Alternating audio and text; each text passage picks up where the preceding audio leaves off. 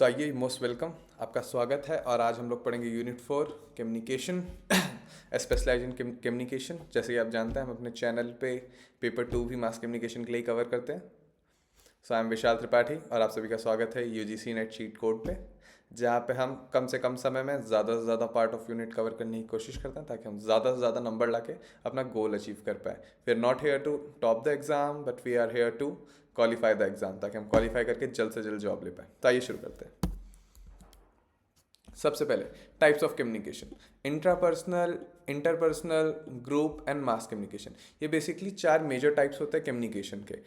Intrapersonal जो हम खुद से बातें करते हैं, इंटरपर्सनल जो दो लोगों के बीच में होती है, and group and classroom communications are जो आप ग्रुप में कम्युनिकेशन करते हैं, मतलब आप क्लास में गए, आप किसी मीटिंग में गए, आप किसी ऑर्गेनाइजेशन में काम कर रहे हैं, वो सारी कैसी हैं आपकी ग्रुप कम्युनिकेशन है। एक सिंगल गोल के लिए आप सब काम कर रहे हैं ना, एक आपका कॉमन वो है। एंड मास कम्युनिकेशन इज जहाँ पे आपकी हेट्रोजीनियस ऑडियंस होती है, एक सिंगल गोल नहीं है, आप मैसेज को ट्रांसमिट कर रहे हैं या प्रोजेक्ट कर रहे हैं ऑडियंस की तरफ। अब ऑडियंस रिसीव करेगी नहीं करेगी, कितना ज़्यादा करेगी, ये सब ऑडियंस पे डिपेंड करता है। ऑडियंस हमारी कैसी होगी यहाँ पे, हमेशा हेट्रोजीनियस। तो हम इन सब टॉपिक्स को अब डिटेल में आगे कवर करेंगे। तो चलिए आगे चलते हैं।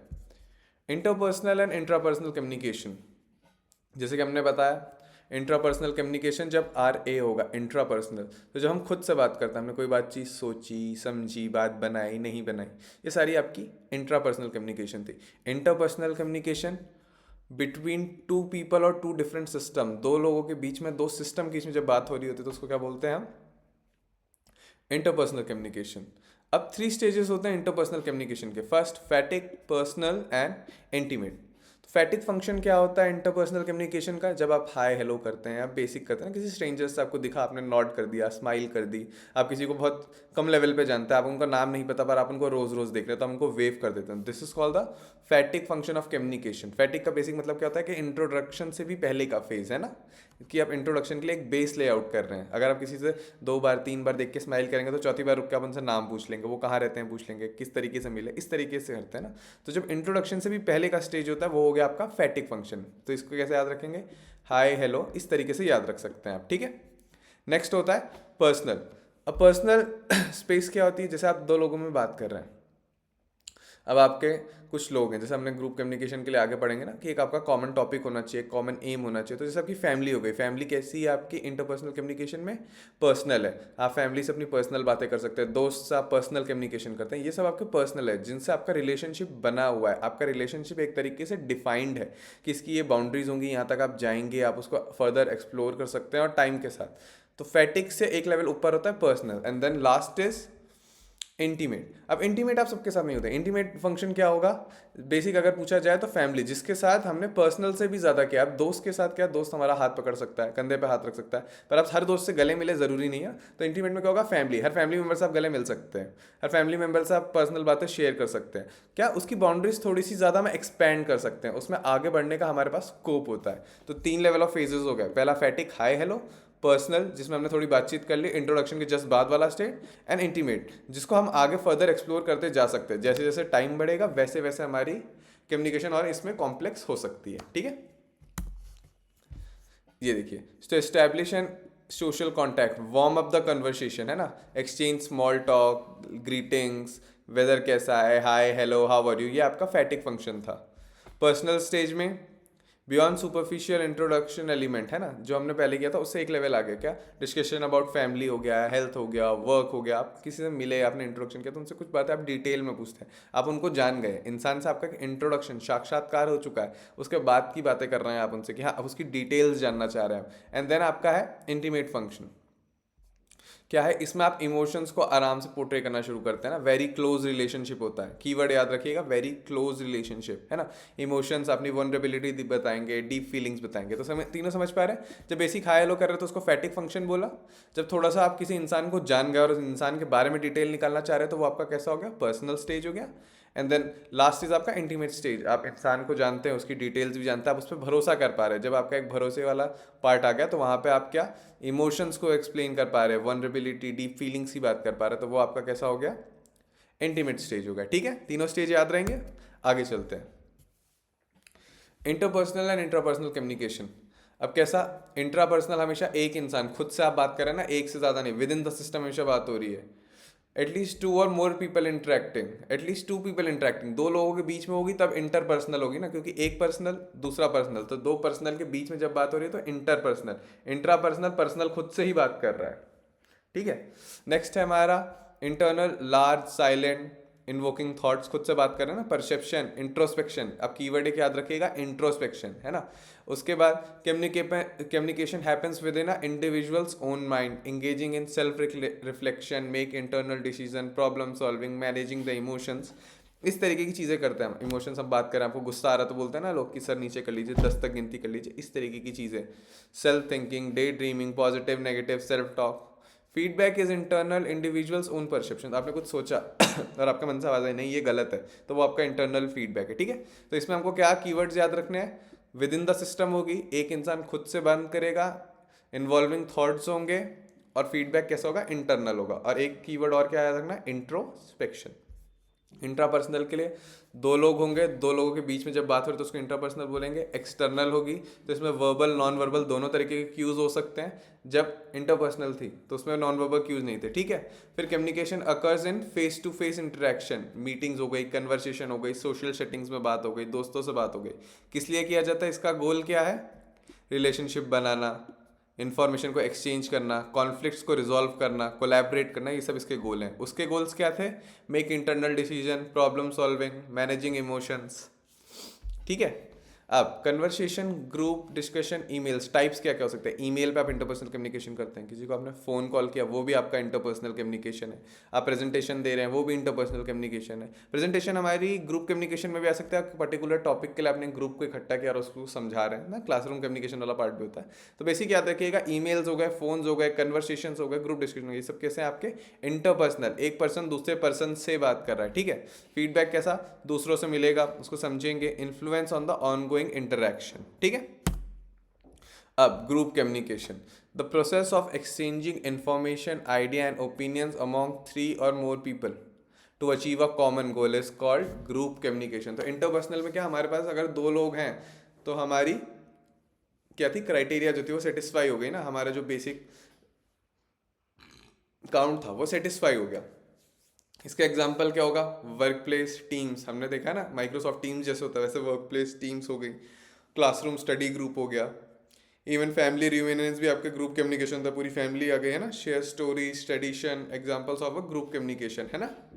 नेक्स्ट, डिजिटल कंटेक्स्ट में क्या क्या होते हैं, networks, group communication allow you sender to transmit a message to all members of the group simultaneously. जो आप व्हाट्सएप पे ग्रुप बनाते हैं ना, एक इंसान ने बोला पूरे ग्रुप के पास मैसेज पहुंच गया, मेरे को सबको इंडिविजुअली अलग अलग नहीं करना पड़ा, क्यों, क्योंकि हम सबका एक कॉमन टॉपिक है, हमको पता है हम उस ग्रुप पे कॉमन टॉपिक के बारे में ही बात करेंगे। जैसे क्लास का हम अलग ग्रुप बना लेते हैं, है ना, दोस्तों का एक अलग ग्रुप बना लेते हैं, हम कहीं काम करते हैं तो उसका हमने अलग ग्रुप बना लिया, कहीं पढ़ाई करते हैं उसका अलग ग्रुप बना लिया। तो हर चीज़ का क्या है, एक सिंगल गोल है, उस सिंगल गोल के लिए एक अलग ग्रुप बनाया और उस गोल के ही आसपास हम बात करते हैं। इसलिए हम लोग कई बार बोलते हुए व्हाट्सएप पे कोई गुड मॉर्निंग गुड आफ्टरनून के मैसेज डालने लगता है अगर ग्रुप पे कि सर ये बात मत कीजिए, एक पर्टिकुलर टॉपिक या पर्टिकुलर रीजन या गोल से बना ये ग्रुप, इस पे वही बात होनी चाहिए, है ना। चलिए आगे चलते हैं। अब क्लासरूम कम्युनिकेशन हमको क्यों पढ़ना है, क्योंकि जैसे हमने टीचिंग एप्टीट्यूड में पढ़ा ना, क्लासरूम में जब तक कम्युनिकेशन नहीं होगी, टीचिंग क्या है, फॉर्म ऑफ कम्युनिकेशन, आप अपनी तरफ से सिखा रहे ताकि ओवरऑल बिहेवियर में चेंज आ सके, उसको हमने क्या बोला है, टीचिंग, है ना। तो क्या, foster a supportive environment, communication जितना ज़्यादा होगा, बच्चे आपको जितना ज़्यादा अपनी प्रॉब्लम्स बता पाएंगे, समझा पाएंगे, उतना ज़्यादा आप उस चीज़ को सीख पाएंगे, है ना, उतना ज़्यादा आप उनको सिखा पाएंगे, उतना ज़्यादा डीप में उनकी प्रॉब्लम को समझ के सॉल्व कर पाएंगे, एक बेसिक अंडरस्टैंडिंग लेवल पे। एक क्या, लेमन टर्म्स में अगर बोला जाए तो क्या बोल सकते हैं हम, एक फंडामेंटल लेवल पे आप उनके बिहेवियर में चेंज ला सकते हैं, एक बिल्डिंग ब्लॉक्स, है ना, जीरो से आप शुरू कर सकते हैं उनको चीज़ें समझाना, ठीक है। enhances students achievement, clear communication and positive feedback can lead to higher retention rates। अगर अब बच्चे ने, किसी ने आपको प्रॉब्लम बताई कि सर मेरे को हिंदी या इंग्लिश में समझ में नहीं आता, पर्टिकुलर उसकी प्रॉब्लम थी, पूरी क्लास को इंग्लिश आती है, उस बेचारे को एक को हो सकता है नहीं आती हो, या पूरी क्लास को हिंदी आती है, उस बेचारे को एक को हिंदी नहीं आती हो, कोई सी भी एक लैंग्वेज उसको नहीं आती हो, उसने आपको पर्सनली बताया कि सर मेरे को नहीं आता है, तो आपने क्या किया, कुछ स्पेशल नोट्स बना लिए उसके लिए कि बच्चे मैं तेरे लिए तेरी लैंग्वेज में एक नोट्स बना देता हूँ, या क्या आपने दोनों लैंग्वेज को इनकॉर्पोरेट करके पढ़ाना शुरू किया कि आपने एक लाइन इंग्लिश में पढ़ी फिर एक लाइन हिंदी में पढ़ी, है ना, तो उस बच्चे को भी उतना ज़्यादा समझ में आने लगा, तो इससे क्या होगा, उसकी अचीवमेंट बढ़ जाएगी, उसका रिटेंशन रेट पड़ जाएगा। अगर आप उसको हिंदी नहीं आती और आप हिंदी में ही पूरी क्लास ले रहे हैं तो बेचारे को क्या समझ आएगा, वो क्या अचीव करेगा। तो जैसे जैसे कम्युनिकेशन बेटर होगी वैसे वैसे स्टूडेंट का अचीवमेंट भी बढ़ता जाएगा। Develops crucial skill. कैसे, अब क्रूशियल स्किल को क्या, जितने भी ट्रांसफरेबल स्किल होते हैं है ना, उनको सीखने में मदद करता है। अब किसी बच्चे को कोई स्किल सीखनी है तो हैंड्स ऑन एक्सपीरियंस से, एग्जाम्पल्स से आती है, ठीक है। तो वो हो गया। और उसके बाद इम्प्रूव्स टीचिंग इफेक्टिवनेस। अब क्या बच्चे का अगर अचीवमेंट बढ़ रहा है तो ऑब्वियसली मेरी टीचिंग की इफेक्टिवनेस बढ़ी है, इसीलिए तो बढ़ रहा है ना। अगर मैं सेम तरीके से पढ़ा रहा हूँ पर बच्चा उसको समझ नहीं पा रहा है या याद ज़्यादा नहीं रख पा रहा है तो क्या ज़रूरत के समय पर उसको इनकॉर्पोरेट नहीं कर पाएगा, रिप्रोड्यूस या रिक्रिएट नहीं कर पाएगा। और अगर जब रिक्रिएट या रिप्रोड्यूस नहीं कर पाएगा तो क्या उसका आंसर दे पाएगा क्या वो? नहीं। अगर मैं आपको एमसीक्यू के लिए कीवर्ड्स नहीं बताऊँ, मैं आपको सीधे बोल दूँ कि ये चीज़ें हैं, मैंने आपको टॉपिक एक्सप्लेन कर दिया, और जब क्वेश्चन पेपर लिखने बैठे एमसीक्यू आपने जब पढ़े यूजीसी नेट के पीवाईक्यूज और उसमें उसने ब्रैकेट के अंदर एक लेटर लिख दिया इंट्रोस्पेक्शन। अब उसने आपको टाइप्स ऑफ कम्युनिकेशन बहुत सारे दे दिए पर आपने इंट्रोस्पेक्शन मेरे से कभी सुना ही नहीं था, तो आप कैसे क्लिक करोगे इंट्रोस्पेक्शन क्या होता है? तो इसलिए मैंने बता दिया, इंट्रोस्पेक्शन स्वयं से बात करना है, स्वयं की चॉइसेस को इवेल्युएट करने को क्या बोलते हैं? इंट्रोस्पेक्शन। जो खुद का इंस्पेक्शन करते हैं वो होता है इंट्रोस्पेक्शन, ठीक है। तो तीनों चारों चीज़ें याद रहेंगी। Foster supportive environment. अगर आप बच्चे से जितना ज़्यादा स्ट्रॉन्ग कम्युनिकेट कर पाएंगे बच्चे का उतना आप पे भरोसा बढ़ेगा और बच्चा उतना आपको इजीली चीज़ शेयर कर पाएगा, तो आप उसको उतना बेटर सिखा पाएंगे।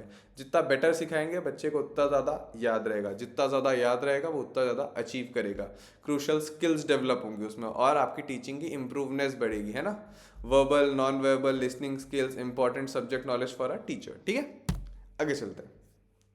Strategies for effective communication creates a safe open environment, be clear and organized, है ना।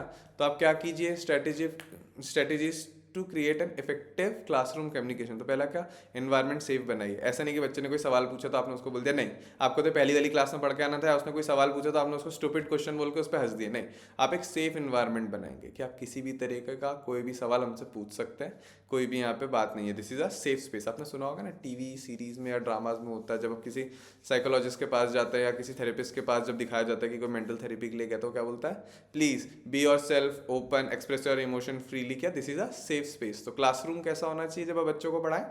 Safe space, be clear and organise. अगर आप एक स्ट्रक्चर में बच्चों को नहीं पढ़ाएंगे कि आज मैंने चैप्टर 1 पढ़ाया, कल 10 पढ़ा दिया, फिर 4 पढ़ाया, फिर 2 पढ़ाया, तो दिक्कत क्या होगी? तो बच्चा तो हम लोगों जैसे तो है नहीं कि उसने मास्टर्स डिग्री कर ली है ना, बहुत ज़्यादा सीनियर लेवल पे है नहीं, अभी तो वो छोटे लेवल पे है, वो चीज़ें सीख रहा है, तो एक स्ट्रक्चर नहीं बनेगा। तो हमने जैसे क्या पढ़ा था, रिसर्च में पढ़ा था, अगर स्ट्रक्चर नहीं होगा तो उसको समझना बहुत मुश्किल होगा, डायरेक्शनल नहीं होगा, वेस्टेज बहुत ज़्यादा होगा, रिटेंशन कम हो जाएगी। जब कोई चीज़ एक स्ट्रक्चर में होती है, एक पर्टिकुलर पाथ फॉलो करती है, तो कैसी जर्नलाइजेबल होगी। जब जर्नलाइजेबल होगी तो उतनी ज़्यादा हमको याद रहेगी, उतनी ज़्यादा समझने में हमको ईज आएगी, है ना। Practice active listening. बच्चे जब आपको बता रहे हैं तो एक्टिव लिसनिंग का मतलब होता है बच्चों की प्रॉब्लम को आप सुनिए। ये नहीं कि बच्चे ने आपको बताया कि सर मुझे ये चीज़ समझ में नहीं है, तो आपने एज इट इज़ जो घर से याद करके आए आपने वही पॉइंट वापस सेम टू सेम लैंग्वेज में रिपीट कर दिया। हो सकता है उसको लैंग्वेज से ही चीज़ की दिक्कत हो सकता है उसको हिंदी या इंग्लिश की दिक्कत हो, है ना, डिक्शन की दिक्कत हो, या फिर हो सकता है उसको कोई पर्टिकुलर वर्ड नहीं समझ में आया। तो एक्टिव लिसनिंग, बहुत ध्यान से सुनिए कि बच्चा आपको क्या बता रहा है, और ऐसा तो नहीं कि वो क्लास में डरा हुआ है। नॉन वर्बल की उस पर भी ध्यान देना है। तो वर्बल क्या हो गई, आपकी लैंग्वेज, टोन, डिक्शन, ये सब पे ध्यान दिया आपने। नॉन वर्बल क्या हो गया, बच्चा डरा तो नहीं हुआ है, घबरा तो नहीं रहा है, किसी और से उसके आसपास में परेशान तो नहीं कर रहा है कोई उसको, इसलिए उसका ध्यान बट गया, वो चीज़ नहीं समझ पाया हो। Incorporate both verbal and non verbal cues. समझाते टाइम जैसे अभी मैं आपसे बात कर रहा हूँ तो मैंने आपको कैसे बताया कि इंटरपर्सनल 2 लोग हैं, है ना। ऐसे में बोलता है इंटरपर्सनल 2 लोग हैं, उतना इफेक्टिव नहीं लग रहा है, पर इंटरपर्सनल में 2 लोग हैं, 2 सिस्टम होंगे जिनके बीच में बात होगी, तो इस तरीके से क्या ज़्यादा समझ में आता है। तो वर्बल, नॉन वर्बल दोनों क्यूज को ऐड करेंगे तो इसमें क्या क्या होता है, बॉडी लैंग्वेज, विजुअल एड्स, क्या हमारे प्रेजेंटेशन, चार्ट्स, प्रोजेक्टर्स से जो हमने पीपीटीज बनाई, वो सारी चीज़ें हमारी इसमें आ गई, ठीक है। Return content and to reinforce the message. अब जैसे मैंने कोई चीज़ पढ़ा दी, आपको समझ में आ गई, आपने रिटेन कर ली, पर आपको एक रिटर्न फॉर्मेट में अगर मैं नहीं दूंगा, जो नोट्स है ना हमारे, वो क्या करते हैं, हम घर जाकर रिवाइज करने में हमको और मदद करते हैं। Give constructive feedback. अब बच्चे ने कोई सवाल पूछा, तो अगर अच्छा सवाल है कि वो पॉइंट किसी और ने क्लास में नहीं सोचा, पर आप चाह रहे थे कि वो सवाल कोई पूछे आपसे, है ना, वो चीज़ समझ में आई नहीं आई, आपको कैसे पता चला? तो नहीं, अगर पता चल रहा है उस बच्चे ने पूछा, तो उसको क्या बोलेंगे, हाँ वेरी गुड क्वेश्चन, है ना, अच्छा सवाल था आपका। हम लोग कई बार एक दूसरे को पढ़ाते तो कोई अच्छा सवाल कर लेता, ये बढ़िया था गुरु, हमने ये चीज़ें देखी है ना। तो इस तरीके से जब बातें होती है तो क्या, कंस्ट्रक्टिव फीडबैक। किसी ने सवाल भी पूछा है तो उसकी क्यूरियोसिटी को अप्रिशिएट करना है। जब आप बच्चे की क्यूरियोसिटी को अप्रिशिएट करेंगे तो क्या होगा, वो ज़्यादा से ज़्यादा सवाल पूछेगा, उसको क्या लगेगा, सेफ स्पेस है हमारे पास। ठीक है, चलिए आगे चलते हैं। इनकरेज द स्टूडेंट इंटरैक्शन, ठीक है, facilitate team work, classroom discussion to promote communication among the peer. अब वो हमसे तो बात कर रहा है, हमने एक सेफ स्पेस बना ली हमारे साथ, पर उस सेफ स्पेस में और बच्चे भी तो हैं, तो हम क्या क्लासरूम में डिस्कशन होने देंगे। ग्रुप कम्युनिकेशन में हम एज अ टायरेंट नहीं पढ़ाएंगे। टायरेंट क्या होता है, तानाशाह हो गया ना, एक तरफ से मैं बता रहा हूँ, बच्चे सिर्फ सुन रहे हैं, ये नहीं करेंगे हम बच्चों को पूरा पूरा मौका देंगे ताकि वो आपस में भी थोड़ी बहुत बातचीत कर पाए, एक दूसरे से भी इफेक्टिवली कम्युनिकेट करें। क्योंकि रियल वर्ल्ड में जाने के बाद उनको टीचर्स से बात नहीं करनी ना, टीचर को समझाना है, उनको किसको समझाना है, अपने पीयर्स को। तो ये आदत वो कहाँ से सीखेंगे, क्लासरूम से। तो encourage student to student interaction. And last is check for understanding. अब आपने कोई वर्ड बता दिया, मैंने इंट्रोस्पेक्शन बोल दिया, इंट्रोस्पेक्शन का मतलब आपने सोचा हाँ इंट्रो और स्पेक्शन, तो जो किसी के इंट्रोडक्शन का इंस्पेक्शन होगा, आपने ऐसा कुछ सोच लिया, तो मैं आपको नहीं क्लियर करूंगा। इंट्रो मतलब खुद का, इंस्पेक्शन जब करते तो उसको बोलते हैं इंट्रोस्पेक्शन। तो मैंने कोई वर्ड बोला, उसकी स्पेलिंग पूछ ली मैंने आपसे, समझ आया नहीं आया, समझ आया तो मुझे इस क्वेश्चन का आंसर दो, है ना। मैं प्रैक्टिकली देख रहा हूँ, जो मेरी थ्योरी है उसको प्रैक्टिकली बच्चे समझ पा रहे हैं कि नहीं समझ पा रहे हैं। तो इस तरीके से हम धीरे धीरे धीरे धीरे समझना चाहते हैं। तो क्या, चेक फॉर अंडरस्टैंडिंग, बच्चा कितना हमारे चीज सिखाई हुई चीज़ को समझ पाया है। Next, 5 stages of Cole and Chan model. अब कोल एंड चैन के 5 स्टेजेस क्या थे, formulating a message, message encoding, message transmission, message decoding and interpretation. तो क्लोई एंड चैन क्या था, इनने दिया था आपके क्लासरूम कम्युनिकेशन का मॉडल। अभी हम लोग आगे कम्युनिकेशन के काफ़ी सारे मॉडल्स पढ़ेंगे। सबसे पहले हम क्लासरूम कम्युनिकेशन का इसलिए पढ़ रहे हैं क्योंकि जस्ट अभी हमने पढ़ा क्लासरूम कम्युनिकेशन क्या होता है, उसको इफेक्टिव कैसे बना सकते हैं, है ना। तो अब एक क्लोई एंड चैन का मॉडल पढ़ सकते हैं। मॉडल क्यों पढ़ रहे हैं हम मेरे को कोई मैसेज किसी को देना है, तो पहले हम लोग मैसेज कैसे देते थे, रिटर्न फॉर्मेट में लिख के दे देते, तो हमारा मैसेज बहुत अच्छा माना जाता था। फिर क्या हुआ, वीडियो बना देते, क्या वीडियो लोगों को ज़्यादा समझ में आता है, ज़्यादा याद रहता है, तो हम वीडियो बनाने लग गए। फिर क्या हुआ, हमको पता चल गया रील पे कोई मैसेज डाल दो ना तो जल्दी वायरल होता है। वायरल होने का क्या मतलब है, ज़्यादा से ज़्यादा लोग उससे ज़्यादा से ज़्यादा रिलेट कर पा रहे हैं, ज़्यादा से ज़्यादा समझ पा रहे हैं, रिटेन और रिकॉग्नाइज कर पा रहे हैं। ठीक है, तो इस तरीके से, तो इसीलिए हमको एक मॉडल ऑफ कम्युनिकेशन पढ़ना पड़ता है कि मैसेज को कैसे इफेक्टिवली डिलीवर किया जाए। तो क्लासरूम कम्युनिकेशन का मॉडल क्या बोलता है, फॉर्मुलेट अ मैसेज। सेंडर यहाँ कौन होगा, टीचर या स्टूडेंट, डेवलप्स एन आइडिया और a concept they want to communicate and determine the purpose of the message. ठीक है, तो क्या बोलता है बेसिकली ये कि आप जो टीचर हैं वो क्या पहले से अपने मैसेज को बना ले। मैसेज को कैसा बनाए, ताकि उसका जो पर्पस है वो क्लैरिफाई रहे। अब मेरे को बच्चों को अलजेब्रा पढ़ानी है, तो मैं घर से क्या एक कोर्स बना के लाऊंगा ना, एक सिलेबस बना के लाऊंगा। सिलेबस में मैं उस टॉपिक्स को डिवाइड करूंगा कि सबसे पहले मैं उनको बताऊंगा कि वेरिएबल्स क्या होते हैं, फिर वेरिएबल्स की डेफिनेशन बताऊंगा, क्या टाइप्स होते हैं, इस तरीके से कई सारी चीज़ें। जैसे मैं आपके लिए क्लास लेके आता हूँ तो मैं स्टार्टिंग में लिख देता हूँ पहली स्लाइड पे कि क्या क्या चीज़ें पढ़ेंगे हम, टाइप्स पढ़ेंगे, कैरेक्टरिस्टिक्स पढ़ेंगे, है ना। इस तरीके से चीज़ें हम पहले ही लिख देते हैं। तो ठीक है, सेंडर पहले से क्या मैसेज को फॉर्मुलेट करके लाएगा ताकि उसका पर्पस पता रहे कि उस मैसेज से मैं क्या बताना चाह रहा हूँ, ताकि मैं बच्चों की बाद में नॉलेज चेक कर पाऊँ। Then message encoding, formulate the message is converted into a format suitable for transmission. अब इसका क्या मतलब है, जैसे मेरे को आप सब तक एक क्लास पहुंचानी थी, तो मैंने इसको किस फॉर्मेट में कन्वर्ट किया। मैं जनरल भी फिजिकल भी क्लास लेता हूँ, पर मैंने कहा एक वीडियो फॉर्मेट बनाया इसका, तो फिजिकल से वीडियो फॉर्मेट में चेंज किया, है ना। वर्बल वर्ड्स में चेंज कर लिया, टेक्स्ट में चेंज कर लिया, नॉन जेस्चर्स में चेंज कर लिया। अब जैसे मेरे को अब तक बात जो पहुंचानी थी इंटरपर्सनल वाली, है ना, मैंने एक जेस्चर बनाया कि एक पर्सन ही होगा, एक पर्सन ही होगा। अभी पर्सन्स तो है नहीं, पर हमने क्या सिग्निफाई कर रहे हैं, सिंबलाइज कर रहे हैं, इनको क्या बोला था, जेस्चर, है ना, फेशियल एक्सप्रेशंस हो गए इस तरीके से। तो मैं पहले थोड़ी सी प्रैक्टिस करूंगा अपने लेक्चर की कि मैं आपको किस तरीके से लेक्चर देने वाला हूँ। ठीक है, तो फॉर्मुलेटिंग का मैसेज समझ में आया। मैंने एक स्क्रिप्ट बनाई अपने लेक्चर की, वीडियो के हिसाब से ही समझते कि ये वीडियो मैं आपको कैसे पहुंचा रहा हूँ। ठीक है, तो पहला फॉर्मुलेटिंग का मैसेज कि मैं आपको क्या पढ़ाने वाला हूँ, तो मेरी जो पीपीटी जो हो गई है ना, ताकि मेरा पूरा पर्पस पूरा मैटर कवर हो जाए, है ना, कोई भी पार्ट छूटे नहीं, इंपॉर्टेंट पार्ट लीव आउट नहीं हो जाए। ठीक है, वो फिर एनकोडिंग का मैसेज। अब क्या उसको मैंने वीडियो फॉर्मेट में इसलिए रिकॉर्ड कर लिया, अब उसमें मैंने कुछ फेशियल जेस्चर्स रखे, एक्सप्रेशंस रखे, है ना, इस तरीके से रिटन टेक्स्ट भी रखा है, वर्ड्स भी रखे हैं। ठीक है, then message transmission, chosen channel. अब मेरा चूजन चैनल क्या है, यूट्यूब। मैं आपको यूट्यूब के थ्रू पढ़ा रहा हूँ। क्लासरूम में आपका चूजन चैनल क्या हो सकता है, रिटर्न भी हो सकता है, चौक से आप बोर्ड पे लिख रहे हो आपका रिटर्न हो गया, हो सकता है आपकी पीपीटी चूजन चैनल हो। तो आप वर्बल नॉन वर्बल किसी भी तरीके का चैनल ले सकते हैं। वर्बल कौन सा, जो लिख के बता रहे हैं, नॉन वर्बल जो फोटोज या पिक्चर्स चल रही हैं, म्यूजिक चल रहा है। ठीक है, नेक्स्ट है आपका मैसेज डिकोडिंग। अब मैंने वीडियो फॉर्मेट में बनाया, अब इसका डिकोडिंग क्या है, आप वीडियो खोलेंगे पढ़ेंगे तभी तो आपको समझ आएगा। अगर मेरा वीडियो को आप देख ही नहीं पा रहे हैं, मैंने वीडियो तो बना दिया पर मैंने उसको किसी ऐसी वेबसाइट पर डाल दिया जो आप चला ही नहीं सकते हैं, जिसका प्रीमियम सब्सक्रिप्शन ही नहीं हो आपके पास, उस पर आपको चीज़ें नहीं दिख रही हो, तो क्या मेरा मैसेज डिकोड नहीं हुआ, मेरा मैसेज जनरेट हुआ मेरा मैसेज एनकोड हुआ है ना, वीडियो फॉर्मेट में तो बना, ट्रांसमिट भी हुआ, पर क्या रिसीवर के पास डिकोड नहीं हो पाया, रिसीवर उसको नहीं कर पाया, क्या नहीं कर पाया, रिसीव नहीं कर पाया, है ना। ठीक है। एंड फीडबैक इवैल्यूएशन, अब आप इस वीडियो पे अगर कोई कमेंट करेंगे, है ना, कि सर हमको ये पार्ट समझ में नहीं आया, या फिर सर इतना बढ़ाया कीजिए, आपकी फोटो थोड़ी बड़ी कर दीजिए, छोटी कर दीजिए, लाइक करा दीजिए, जो भी चीज़ है, या धीरे धीरे बढ़ाइए, सर पर्टिकुलर किसी भी चीज़ आपने बताई मेरे को, तो वो क्या है, मेरे फीडबैक्स हैं। अब उन फीडबैक्स को मैं क्या करूँगा, इवैल्यूएट करूँगा, हाँ ये चीज़ मैं और बेटर कर सकता हूँ, अच्छा ये चीज़ बच्चों को समझ में नहीं है तो मैं दोबारा पढ़ा देता हूँ। ठीक है। तो क्या होगा, सबसे पहले हम मैसेज बनाएंगे, तो जो मैंने पीपीटी बनाई वो मैसेज बनाना हो गया, फिर मैसेज को एनकोड करेंगे, वीडियो रिकॉर्ड करना, मैसेज एनकोडिंग हो गया, मैसेज को ट्रांसमिट करेंगे, यूट्यूब पे मैंने डाला तो ट्रांसमिट हो रहा है ना, उसके बाद डिकोड करेंगे, आपने यूट्यूब खोला, आपने मेरे पर्टिकुलर चैनल पे विजिट किया, वो आपकी डिकोडिंग थी, और उसके बाद आपने जो भी फीडबैक दिया उसको इवेल्युएट किया गया। ठीक है। नेक्स्ट अब मास कम्युनिकेशन क्या होता है, definition of mass communication, mass communication is the process of sharing information with large and diverse audience, हमने पढ़ा था ना, ऑडियंस कैसी होगी, हेट्रोजीनस। अब होमोजीनस हेट्रोजीनस दो वर्ड होते हैं, होमोजीनस का मतलब होता है एक जैसा, है ना, हेट्रोजीनस का मतलब होता है अलग अलग, कई प्रकार के। ठीक है, एक प्रकार का नहीं होगा, उसमें कई सारी वैरायटीज होंगी, कई सारी छोटी छोटी कैटेगरीज होंगी उसके अंदर। ठीक, तो डाइवर्स और लार्ज ऑडियंस के लिए होता है, including print, broadcast, digital and outdoor. Print मतलब आपका न्यूज़पेपर, मैगजीन, किताबें, ये सब प्रिंट हो गया। ब्रॉडकास्ट आपका टीवी और रेडियो हो गया, है ना, ट्रांसमिट होता है, ब्रॉडकास्ट होता है आपके सिग्नल। ठीक है। डिजिटल आपका फ़ोन हो गया, लैपटॉप हो गया, है ना, जितनी भी चीज़ें बाद में इंटरनेट के थ्रू हैं उनको हमने डिजिटल पे रख लिया। एंड आउटडोर मीडिया, अब आउटडोर मीडिया क्या होता है, आपके बड़े बड़े बिलबोर्ड्स हो गए, फ्लायर्स हो गए, आप सड़क पर चल रहे हो, किसी ने आपको कोई चीज़ पकड़ा दी है ना, ये सब आपका वो हो गया। अब इसमें 3 इंपॉर्टेंट पॉइंट है मास कम्युनिकेशन के, जो इतनी सारी हमने कम्युनिकेशन पढ़ी ना, उसके अलावा इसमें एक्स्ट्रा क्या होता है, इसकी ऑडियंस कैसी होगी, पहला सेकंड पॉइंट पढ़ लीजिए, लार्ज, हमेशा बड़ी ऑडियंस के लिए मास कम्युनिकेशन किया जाता है ना, छोटी ऑडियंस के लिए मास कम्युनिकेशन नहीं करेंगे आप। ठीक। दूसरा मीडिएटेड, अब मीडिएटेड का मतलब क्या है, मेरे को क्लासरूम में बात करनी थी, मैंने डायरेक्ट कर ली, है ना, मेरे को चैनल मीडियम की जरूरत नहीं पड़ी, मैंने सीधे बोला, आपने सुन लिया। मेरे को दोस्त से बात करनी थी, मैंने आमने सामने बात कर ली।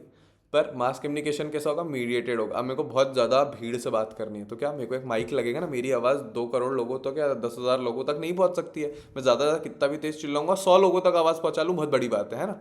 उसके आगे मेरे को आवाज़ पहुंचाने तो मेरे को क्या पड़ेगी, सहायता की ज़रूरत पड़ेगी, क्या मीडिएशन की ज़रूरत पड़ेगी। तो मास कम्युनिकेशन हमेशा कैसा होगा, मीडिएटेड होगा ना। माइक की ज़रूरत पड़े आपको, व्हाट्सअप किसी टूल की ज़रूरत पड़े, ऐप की ज़रूरत पड़े, इंटरनेट की ज़रूरत पड़े, ये सब चीज़ें क्या है, मीडिएट कर रही हैं आपकी कम्युनिकेशन को। और थर्ड, ऑडियंस लार्ज होने के साथ कैसी होगी, हेट्रोजिनस, एक जैसी नहीं होगी। जैसे क्लासरूम में एक जैसे एक एज ग्रुप के बच्चे थे, अब मेरी टीवी पे मैसेज जो भेजना जरूरी थोड़ी सिर्फ दादियाँ ही देखें या अंकल ही देखें या आंटियाँ ही देखें, कोई भी देख सकता है, सबके लिए हो सकता है ना, तो मेरे को बहुत सारी चीज़ों उसमें ध्यान रखनी पड़ती है। ठीक है। की एलिमेंट्स, अब जैसे हमने क्लोई एंड चैन का मॉडल पढ़ा था, वैसे हम लोग आगे जो मॉडल्स पढ़ेंगे कम्युनिकेशन के, उसके लिए हमको क्या जानना जरूरी है, मास कम्युनिकेशन के की एलिमेंट। तो सोर्स, जो आपका सेंडर होता है ना, उसको आप क्या बोलते हो, सोर्स, है ना, जहाँ से मैसेज आपका ओरिजिनेट हो रहा है, जहाँ से मैसेज आपका बन रहा है ना। फिर उसके बाद मैसेज, सोर्स जो बात बताना चाह रहा है आपको, या सोर्स जो भी चीज़ को ट्रांसमिट या कन्वे करना चाह रहा है, उसको क्या बोला जाता है, मैसेज। द इन्फॉर्मेशन, है ना, तो the information is all over message, keyword याद रखिएगा ना। ओरिजिनेटर, सेंडर या सोर्स हो गया आपका, मैसेज हो गया। फिर मीडियम, डिवाइस जिसके थ्रू जा रहा है, जो मीडिएटेड है ना, तो मीडियम क्या है, प्लूरल है मीडिया का, सॉरी मीडियम का प्लूरल होता है मीडिया, है ना, याद रखेंगे हमेशा, ये कई बार सवाल आता है हमारे कम्युनिकेशन में, 2 नंबर आपके यहाँ खराब हो सकते हैं, है ना। तो मीडिया क्या होता है, प्लूरल, मीडियम क्या होता है, सिंगुलर। ठीक है। तो मीडियम जिसके भी थ्रू मीडिएट किया जा रहा है हमारा, जिसके भी थ्रू हम ज़्यादातर लोगों तक बात पहुँचा रहे हैं, अब आपका माइक हो, न्यूज़पेपर हो, व्हाट्सअप का ऐप हो, रेडियो हो, टीवी, टेलीविजन, इंटरनेट, वेबसाइट, जो भी, वो आपका मीडियम हो गया। चैनल, अब टीवी हमारा मीडियम हो गया, पर टीवी में एक ही चैनल थोड़ी होता है, बहुत सारे चैनल होते हैं ना, हम किस चैनल के थ्रू जा रहे हैं। फ़ोन में भी हमारा व्हाट्सअप भी है, टेलीग्राम भी है, इंस्टाग्राम भी है, बहुत सारे ऐप हैं, अब किस ऐप के थ्रू जा रहे हैं, तो वो हमारा चैनल होगा। तो मीडियम के अंदर जो छोटी कैटेगरीज होती हैं उनको क्या बोलेंगे हम, चैनल। तो मीडियम, फिर चैनल, फिर आपका नेक्स्ट क्या आएगा, रिसीवर। अब रिसीवर जो उस मैसेज को रिसीव कर रहा है, सोर्स आपका सेंडर था, फिर रिसीवर, और फिर उसके बाद आपका लास्ट है फीडबैक। अब रिसीवर तो कुछ आपको बात बताएगा ना, हमने कब माना है कम्युनिकेशन पूरी होती है, जब हम कोई अपनी बात बताएं और उस बात का हमको फीडबैक भी आए, तो सर्कुलर लूप क्लोज हो जाता है, सर्कुलर होती है हमारी कम्युनिकेशन, और हम उसको क्या मान लेते हैं, 2 वे प्रोसेस है, तो फीडबैक आना। ठीक है। कोई भी आप बात का जब रिप्लाई करते हो उसको क्या बोलते हैं, फीडबैक। एकदम सिंपल वर्ड्स में याद रखेंगे ना, रिस्पॉन्स टू अ रिएक्शन। ठीक है, कीवर्ड याद रखिएगा, रिस्पॉन्स टू अ रिएक्शन या रिप्लाई। ठीक है। Next, function of mass communication, 3 function होते हैं हमेशा मास कम्युनिकेशन के। पहला, information, education and entertainment. Information जो न्यूज़ चैनल करते हैं, आपको उन्होंने कोई जानकारी दे दी, बता दी, टीवी चैनल्स हो गए, न्यूज़ चैनल्स हो गए, रेडियो पे हो गए, टीवी पे हो, वेबसाइट्स पे हो, क्या है इनकी जानकारी आप तक पहुंचाना। अब उस जानकारी का आप क्या करेंगे, ये लोग नहीं करेंगे। पर एजुकेट का मतलब क्या होता है, वो आपको समझा रहे हैं। जैसे हमने टीचिंग पढ़ा ना, टीचिंग क्या बिहेवियर में चेंज लाती है, तो अब यहाँ भी जानकारी दी जा रही है ना, पर जानकारी क्या, सेल्फ अवेयरनेस को बढ़ाने के लिए दी जा रही है, एक पर्टिकुलर डायरेक्शन में दी जा रही है। आपको बताया जा रहा है कि भाई यहाँ पे बाढ़ आई हुई है या यहाँ पे अर्थक्वेक आया, तो इस तरफ ना जाइए, ये आपकी अवेयरनेस थी। अगर आप जाएंगे तो ये नुकसान हो सकता है, इस रीजन से ये आया। क्या डिटेल में जब आप जाएंगे इन्फॉर्मेशन की, और उस इन्फॉर्मेशन का करना क्या है जब आप बताने लगेंगे, तो उसको हम क्या बोलते हैं, एजुकेशन। कोई चीज़ सिखा रहे हैं। तो इन्फॉर्मेशन जब जानकारी एज इट इज सिर्फ दे दी गई, उसका आप क्या करेंगे, आपकी चॉइस है, यूजर की चॉइस है, पर उसका क्या किया जा सकता है, किस डायरेक्शन में किया जा सकता है, उसको क्या बोलते हैं, एजुकेशन। एंड एंटरटेनमेंट पर्पस होता है लीजर के लिए,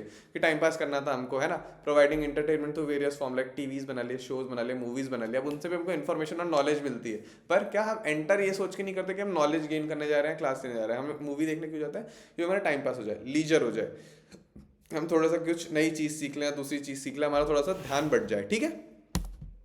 उसके बाद टाइप्स ऑफ मास कम्युनिकेशन। पहला ट्रेडिशनल मास कम्युनिकेशन। तो ट्रेडिशनल क्या, सबसे पुराने लोग कैसे ज़्यादा से ज़्यादा लोग बात करते थे, फोकलोर। फोकलोर क्या, जैसे रामायण, रामलीला होती थी ना हमारी, वो आपकी फोकलोर है, कहानी थी, है ना। या फिर आपका ड्रामा हो गया, स्किट्स हो गए, प्लेज हो गए, या क्या आपके ट्रेडिशनल्स है ना, सॉन्ग, प्ले, ड्रामा, फोकलोर। हमारी दादियाँ कहानी सुनाती थी, या गांव की कोई छोटी कहानी होती थी कि ढोल में कोई बैठा चला गया, एक था राजा एक थी रानी, दोनों मर गए, खत्म कहानी, है ना। इस तरीके की चीज़ें क्या है, ये हमारी फोकलोर्स है ना। तो ट्रेडिशनल लोग कैसे, कहानियाँ सुना के, गाने गा के, नाटक नौटंकियाँ करके, उसके अलावा या फिर रामलीला करके, इस तरीके से जानकारी को ट्रांसमिट करते थे ज़्यादा से ज़्यादा लोगों तक, ठीक है। उसके बाद आया प्रिंट आपका, ठीक है। प्रिंट आया आपका न्यूज़पेपर, बुक और मैगजीन। फिर इलेक्ट्रॉनिक आपका क्या है, टीवी और रेडियो। OOH, ओ का फुल फॉर्म होता है आउट ऑफ होम, तो O और H, ठीक है। ये क्या हो गया आपके बिलबोर्ड्स, ठीक है। फिर ट्रांजिट। अब आउट ऑफ होम में दो तरीके के होते हैं, एक तो आपका बिलबोर्ड हो गया है ना, वो स्थिर है, क्या वो ऐड या परसुएशन लोगों की तरफ नहीं जा रहा है, लोग उसकी तरफ आ रहे हैं ना, तो मैसेज आपका वहीं पे है, लोग उसकी तरफ आ रहे हैं। पर ट्रांजिट, अब बस हो गया, ऑटो हो गया, उनके पीछे भी आपने ऐड लगा देखा है ना, वो भी घर के बाहर ही है, घर के अंदर तो चल नहीं रहे। तो वहाँ पे क्या हो रहा है, जानकारी आपके तक आ रही है। आपने कोई ऊबर बुक किया और ऊबर के पीछे किसी कंपनी का या किसी भी प्रोडक्ट का ऐड लगाया, तो वो ऐड के आपके तक खुद चल के आया। तो क्या उसने सबसे बड़ी जो खामी थी किसकी, आउट ऑफ होम बिलबोर्ड की, क्या स्टैटिक था, उसको क्या कर दिया, डायनेमिक कर दिया। उसके बाद लास्ट होता है आपका न्यू मीडिया, डिजिटल, जो न्यूज़ के थ्रू जा रहा है। अब इसमें आप प्रिंट न्यूज़पेपर भी भेज सकते हो, ट्रेडिशनल फोकलोर का वीडियो बना दे तो वो भी आ जाएगा, इलेक्ट्रॉनिक भी आ जाएगा। इसलिए न्यू मीडिया को क्या हम लोग बोलते हैं, कंक्लूसिव या कलेक्टिव मीडिया भी बोला जाता है कई बार। इसमें क्या आपके सारे फॉर्मेट्स कवर हो जाते हैं, ठीक है। तो जैसे ट्रांजिट था, आप किसी को मैसेज भेज भी सकते हो ना डायरेक्ट डिजिटल पे, ऐसा नहीं है कि वो नहीं चाहेगा। आपके पास किसी का फ़ोन नंबर है तो आपने भेज दिया, सेंड हो गया, उसके पास रिसीव हो गया, उसने खोला देख लिया, है ना। स्टैटिक, डायनेमिक, वीडियो फॉर्मेट में, रिटर्न फॉर्मेट में, सॉन्ग्स और प्लेस, किसी के भी फॉर्मेट में आप भेज सकते हैं, ठीक है। नेक्स्ट, अब फॉर्मल एंड इनफॉर्मल कम्युनिकेशन। तो कम्युनिकेशन के अब फिर और टाइप होते हैं भैया, फॉर्मल और इनफॉर्मल कम्युनिकेशन। तो फॉर्मल कम्युनिकेशन क्या होगी, जो स्कूल कॉलेजेस में हमने की, किससे, टीचर्स से की ना, एक हायरार्किकल लेवल में की, कि मतलब आपस में नहीं कर रहे हैं, डायगनल नहीं, हमेशा वर्टिकल होगी। डायगनल मतलब दोस्तों में बात कर ली, है ना। फैमिली में भी कैसा, भाई बहन से बात कर ली तो वो हमारी कैसी थी, हॉरिजॉन्टल थी। डायगनल क्या, पापा से बात कर रहे हैं ना। तो फॉर्मल कम्युनिकेशन हमेशा कैसे, एक स्टेज से दूसरे स्टेज पे होगी। तो मान लीजिए एक बिल्डिंग है, तो बिल्डिंग में आपस में एक फ्लोर के लोग बात कर रहे हैं, तो वो आपकी कैसी, इनफॉर्मल कम्युनिकेशन होगी। पर जब ऊपर वाले फ्लोर या नीचे वाले फ्लोर से बात कर रहे हैं तो वो कैसी, फॉर्मल कम्युनिकेशन होगी, है ना। आप ऑफिस में आपके बॉस से बात करते हैं तो वो आपसे एक लेवल ऊपर है ना। क्लासरूम में आप टीचर से बात कर रहे हो तो वो आपसे एक लेवल ऊपर है। तो ये कैसा होता है, हमेशा स्ट्रक्चर्ड होगा, एक फॉर्मेट होगा ना। टीचर से सवाल पूछना, आपने हाथ उठा के पूछा, बॉस से बात करनी आपने मेल करके पूछा। प्रोफेशनल होगी, use in official information directive through channels like. अब इसमें कौन से चैनल्स यूज होते हैं, तो याद रखिए इनका, मेमोज, रिपोर्ट्स, ऑफिशियल मीटिंग्स और कई सारी चीज़ें और भी होती हैं। पर आप ये बेसिक याद रखिएगा कि फॉर्मल स्ट्रक्चर हम कैसे करते हैं। रिपोर्ट्स में आपकी एप्लीकेशंस आ जाएंगी, लेटर्स आ जाएंगे, ये सब चीज़ आपकी रिपोर्ट्स में आ जाएंगी, ठीक है। उसके बाद ऑफिशियल मीटिंग्स एंड मेमोज। उसके बाद किस लिए यूज़ किया जाता है, रूल करने के लिए। टीचर बच्चों से फॉर्मल बात करता है ना, कि नहीं सीधे बैठो, ये मत करो, इंस्ट्रक्शन डायलेक्ट कर रहा हूँ, तो क्या है वो मेरा रूल करने के काम आ रहा है। दूसरा डेलीगेशन, मेरे को काम बांटना है, तो आप ये काम कर लीजिए, आप ये काम कर लीजिए। बच्चों में बांट लिया मैंने, ग्रुप में बांट लिया, मैं ऑफिस में बॉस ने बोल दिया, सबको एक एक काम दे दिया, है ना। हायरार्की, हायरार्की का मतलब होता है स्टेप बाय स्टेप, है ना। अलग अलग डिफरेंट लेवल्स जहां भी होंगे उसको क्या बोला जाता है, हायरार्की, ठीक है, याद रखिएगा। नेक्स्ट है आपका informal communication, casual, spontaneous, unstructured. Casual मतलब दोस्तों में कैसे की जाती है ना, इसका कोई स्ट्रक्चर नहीं है, मैं किसी से कुछ भी पूछ सकता हूँ, मैं कोई नहीं कि यही पूछना है, ऐसे ही पूछना है, इस तरीके से पूछना, हाथ उठा के नहीं पूछता हूँ। दो दोस्त बात कर रहे हैं, बीच में मैंने अपनी बात भी बोल दी, रिप्लाई आए नहीं आए वो अलग बात है, इफेक्टिवनेस अलग बात है, पर बीच में बोल सकता हूँ ना, स्ट्रक्चर नहीं है। कैसी होगी, स्पॉन्टेनियस होगी, है ना, मेरे को जब कोई चीज़ याद है मैंने तब बोल दी, है ना, तो कैसी होगी, ये मोर फास्ट पेस होगी। अनस्ट्रक्चर्ड होगी, use for personal and social interaction, वो कैसे थी, हायरार्किकल मॉडल में फॉर्मल कम्युनिकेशन यूज हो रही थी ना। Channels like face to face conversation, text messages and social media. Email करोगे आप तो आपकी फॉर्मल कम्युनिकेशन के लिए करते हो, पर्सनल के लिए क्या आप टेक्स्ट मैसेज करते हो। ग्रेप वाइन, अब इनफॉर्मल कम्युनिकेशन में एक चीज बोली गई, ग्रेप वाइन, क्या, ग्रेप वाइन, ग्रेप ये अंगूर वाला ग्रेप है आपका, उसकी जो वो होती है ना, बेल होती है, लता जिसको बोलते हैं आप, वो बहुत तेजी से बढ़ती है अगर आप किसी डालते हैं तो, इसीलिए ग्रेप वाइन बोला गया। ग्रेप वाइन मतलब गॉसिप, आपकी गॉसिप किसी भी इनफॉर्मल में क्या बहुत जल्दी से बढ़ती है। किसने दिया था ये टर्म, कीथ डेविस, याद रखिएगा, 2 नंबर का सवाल डायरेक्ट आपसे बन जाता है। ग्रेप वाइन किसने दिया था, ग्रेप वाइन क्या होता है, और ग्रेप वाइन कौन से टाइप के कम्युनिकेशन में होता है, तो इनफॉर्मल कम्युनिकेशन में होता है, कीथ डेविस ने दिया था। और ग्रेप वाइन क्या होती है, गॉसिप, है ना, अनवेरीफाइड इन्फॉर्मेशन एक जगह से दूसरी जगह बहुत जल्दी से बढ़ती है, इसलिए हम उसको ग्रेप वाइन बोलते हैं, ठीक है। Next, direct and indirect communication, direct face to face, traditional, indirect through a media. जैसे हमने मास कम्युनिकेशन हमेशा मीडिएटेड होगी, पता है ना, तो मास कम्युनिकेशन कैसी हो गई हमारी, इनडायरेक्ट कम्युनिकेशन हो गई। फेस टू फेस, इंटरपर्सनल क्या थी हमारी, ट्रेडिशनल, डायरेक्ट कम्युनिकेशन थी, ठीक है। अब इनडायरेक्ट के भी 2 टाइप होंगे, क्या, एक इनडायरेक्ट कम्युनिकेशन आप और हम भी कर रहे हैं ना, मास कम्युनिकेशन का तरीका है, मैंने आपको एक क्लास पढ़ा दी, आपने वो क्लास देखी और फिर उसके बाद आपने मेरे को रिप्लाई किया, तो आपके फीडबैक में और मेरे मैसेज पहुंचने में आपके तक एक डिले था। आपने जो मैसेज सुना, जो क्लास सुनी, क्लास की जो भी ड्यूरेशन थी वो उतना डिले था ना, तो जब डिले होता है तो उसको क्या बोलते हैं, एसिंक्रोनस। एसिंक्रोनस मतलब बैलेंस नहीं है, थोड़ा सा टाइम जा रहा है, एक सिंक्रोनाइज्ड नहीं है। सिंक्रोनाइज मतलब साइमल्टेनियसली साथ साथ नहीं चल रहा है, ठीक है। फीडबैक डिलेड है आपका, रिप्लाईज डिले आ रहे हैं, थोड़ी देर से आ रहे हैं, ठीक है। सिंक्रोनस क्या होता है, लाइव फीडबैक, आपने किसी से कोई बात बोली उसने तुरंत आपको रिप्लाई दे दिया, तो इसको अगर सबसे बेसिक एग्जांपल समझना तो ईमेल कैसा है आपका, एसिंक्रोनस, डिलेड फीडबैक। ईमेल आप भेजोगे, वो पढ़ेगा, फिर आपको रिप्लाई करेगा ना, एक स्टेप इन्वॉल्व है। पर कॉल पे आप किसी से बात कर रहे हो, आपने कोई बात बोली, उसने आपको स्पॉन्टेनियसली तुरंत रिप्लाई दे दिया, ठीक है। तो ईमेल कैसा है आपका, एसिंक्रोनस, और वीडियो कॉन्फ्रेंसिंग क्या है आपकी, सिंक्रोनस। याद रहेगा तो डायरेक्ट इनडायरेक्ट में, इनडायरेक्ट में भी 2 टाइप, सिंक्रोनस एंड एसिंक्रोनस, ये 2 वर्ड जरूर पूछे जाते, तो प्लीज ये वर्ड्स याद रखिएगा, सिंक्रोनस एंड एसिंक्रोनस। एसिंक्रोनस जब देरी से आए, बैलेंस नहीं है, क्योंकि सिंक्रोनस तुरंत आ जाए, ठीक है। अब verbal and non verbal communication, तो वर्बल कम्युनिकेशन क्या होता है, जिसमें भी हम वर्ड्स का यूज कर रहे हैं ना, चाहे रिटन वर्ड्स हो या स्पोकन वर्ड्स हो, वो आपकी वर्बल ही कम्युनिकेशन होगी, ठीक है। इसके लिए एक छोटा सा शॉर्ट फॉर्म बनाते हैं कि वर्बल कम्युनिकेशन को इफेक्टिव रखने के लिए हमको क्या एक्रोनिम याद रखना है, किस, keep it short and simple, तो KISS, है ना, इस तरीके से, case, keep it short and simple, ये आपका एक्रोनिम है। जितना छोटे और कॉम्पैक्ट वर्ड्स में आप बता पाएंगे, कम से कम शब्दों में अपनी बात समझा पाएंगे। अब किसी बुक में बहुत सारी बातें लिख दी जाए तो नहीं समझ आती ना, पर MCQ का 4 लेटर है, आपने एक टिक कर दिया, क्या समझना ईजी है हमारे लिए, तो keep it short and simple effective होता है। जितना ज़्यादा शॉर्ट और सिंपल रखेंगे, ईजी वर्ड्स को यूज़ करेंगे, कम शब्दों में बात बताएंगे, उतना ज़्यादा वर्बल कम्युनिकेशन आपका इफेक्टिव होगा, ठीक है। Non verbal communication uses physical cues like gesture, है ना, बताया था ना, जेस्चर जैसे मैं हाथ से एक्शंस कर रहा हूँ ना, ये सब क्या है, जेस्चर्स है, ठीक है। दूसरा, फेशियल एक्सप्रेशन, अब मेरे चेहरे पे कुछ हाव भाव आ रहे हैं, ऐसे मुंह बना लिया मैंने, सोचने वाला मुंह बना लिया ना, ये सब मेरे फेशियल एक्सप्रेशंस है। दूसरा, बॉडी लैंग्वेज, अब मैं आपसे ऐसे बात कर रहा हूँ, मैं एकदम कैमरे के पास ऐसे भी आके बात कर सकता हूँ, आपको लगा है ना, हाँ कुछ इंटरेस्टिंग, कुछ डीप बात बताने वाला सर, मैं पीछे चला जाऊँ, हाँ सर जनरल बात बता रहे हैं, हमको बात सारी याद रखनी, ठीक है, इस तरीके से, क्या, बॉडी लैंग्वेज, ठीक है। तो हम इनको पढ़ेंगे क्या क्या होते हैं, फेशियल एक्सप्रेशन, स्माइलिंग और फ्राउनिंग, स्माइलिंग मुस्कुराहट, फ्राउनिंग मतलब गुस्से वाला चेहरा बनाना, ठीक है। जेस्चर्स, वेविंग, क्रॉसिंग आर्म्स, ये सब आपके जेस्चर्स हैं, ठीक है। आई कांटेक्ट हो गया, आप किसी से आंख में आंख डाल के बात करेंगे, बोलते हैं लुक एट मी, है सच बोल रहा है नहीं पता चल जाता आंख में आंख डाल के। फिर टोन ऑफ वॉइस, अब मैं कोई बात बहुत चीख के बोलूँ या कोई बात बहुत धीरे से बोलूँ, तो क्या टोन है वो मेरी वॉइस की, बहुत जल्दी बोलूँ, धीरे बोलूँ। और प्रॉक्सिमिस, फिजिकल स्पेस, कोई एकदम आपके पास स्ट्रेंजर आके बात करेगा तो आपको क्या बहुत ऑकवर्ड लगता है, अजीब सा लगता है ना। हमने पर्सनल जो पढ़ा था इनफॉर्मल, फॉर्मल कम्युनिकेशन में क्या, हम प्रॉक्सिमिस, डिस्टेंस हमेशा बना के रखते हैं, बॉस के टेबल के उस तरफ नहीं जाते, बड़ी सी टेबल होती है उसके इस तरफ खड़े रहते हैं ना, तो क्या प्रॉक्सिमिटी हमारी उनसे ज़्यादा होती है फॉर्मल में। पर इनफॉर्मल में दोस्त कंधे पे हाथ डाल के बैठ गया, ठीक, इस तरीके से। अब इंटरकल्चरल कम्युनिकेशन, एक कम्युनिकेशन का तरीका और होता है। इंटरकल्चर का दो कल्चर्स के बीच में बात हो रही है। अब हमारे यहाँ थम्स अप का मतलब होता है क्या, वेरी गुड। अब ऑस्ट्रेलिया में थम्स अप थोड़ी सी गाली भी हो सकती है क्या, अब और बट इस तरीके से, ठीक है। तो इस तरीके से अलग अलग होता है, तो कई सारे सिंबल्स का या कई सारे वर्ड्स का अलग जगह पे अलग मीनिंग होता है, ठीक है। तो उसको क्या बोलते हैं हम, कल्चरल वैल्यूज़। अब कल्चर क्या होता है, आपके जो भी वैल्यूज़ है, मोरल वैल्यूज़ है, या फिर आपके जो आइडियाज़ हैं, उन सेट ऑफ बिलीव्स हैं, उनको मिला के क्या बनता है, एक कल्चर बनता है। और जब दो डिफरेंट कल्चर आपस में बात करते हैं तो उनको क्या बोलते हैं हम लोग, इंटर कल्चरल कम्युनिकेशन, है ना। कई बार इसलिए लोग बोलते हैं कि नॉर्थ वाले साउथ वालों से बात नहीं कर पाते हैं, नॉर्थ वालों की साउथ वालों से नहीं बनती है, क्यों, क्योंकि दोनों में कल्चरल डिफरेंस है, ठीक है। अब मॉडल्स ऑफ कम्युनिकेशन हम पढ़ेंगे, है ना। लीनियर मॉडल पढ़ेंगे, ट्रांजैक्शनल मॉडल पढ़ेंगे, इंटरेक्टिव मॉडल पढ़ेंगे, Aristotle, Lasswell, Shannon Weaver, David Berlo and Dance helical, इतने मॉडल्स पढ़ने हैं हमको कम्युनिकेशन के। तो हमने पढ़ा मॉडल ऑफ कम्युनिकेशन क्यों पढ़े जाते हैं, कि एक तरीके का अगर कम्युनिकेशन है तो क्यों किया जा रहा है, उसके कंपोनेंट्स क्या है, मतलब सेंडर रिसीवर और ये सारी चीज़ें कौन कौन उसमें इन्वॉल्व होंगे, और उसका क्या इफेक्ट आएगा, ठीक है, और कितना ज़्यादा इफेक्ट आ सकता है, ठीक। इसलिए हम मॉडल्स को पढ़ते हैं। तो आइए सबसे पहले शुरू करते हैं लीनियर मॉडल ऑफ कम्युनिकेशन।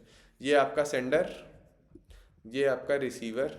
कैसा है ये लीनियर मॉडल, सेंडर से रिसीवर की तरफ मैसेज जा रहा है, अब वहाँ से रिप्लाई आया नहीं आया उससे हमें कोई लेना देना नहीं। होता है ना, हमने किसी को कोई बात बतानी थी, हमको एक एप्लीकेशन देनी थी, हमने दे दी, है ना। हमने दुकान वाले भैया के पास गए, उनको पैसा देना दे दिया, उनका मैसेज था, रिसीव हो गया, वहाँ पे उसके फीडबैक का इंतजार नहीं करेंगे।